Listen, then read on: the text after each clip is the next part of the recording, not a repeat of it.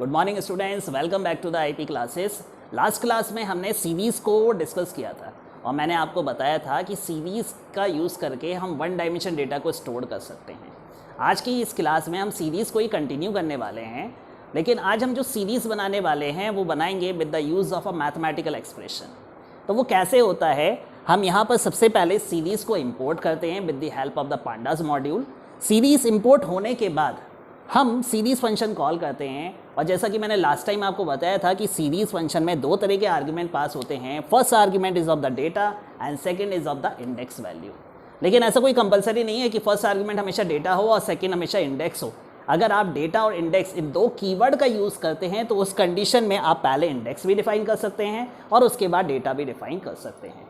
तो यहाँ हमने सबसे पहले क्या किया है, डेटा में एक लिस्ट डिफाइन की है और इंडेक्स में भी हमने एक लिस्ट डिफाइन की है। तो जो लिस्ट हमने इंडेक्स में डिफाइन की, जैसे मैंने यहाँ पर एग्जांपल कंसीडर किया है, एक कैरेक्टर टाइप की लिस्ट है, तो वो कैरेक्टर टाइप की लिस्ट जो है इंडेक्स का काम कर रही है और जो वैल्यूज़ आपने डेटा में डिफाइन किया है वो डेटा का काम कर रहा है।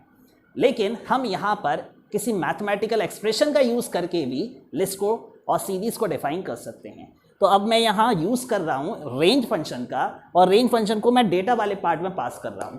तो ये रेंज फंक्शन ने क्या किया, एक सीरीज़ क्रिएट की ऑफ द वैल्यूज़ और इंडेक्स जो है जो मैंने यहाँ पर डिफाइन किया है उसी के करस्पॉन्डिंग ये उसको ले लेगा।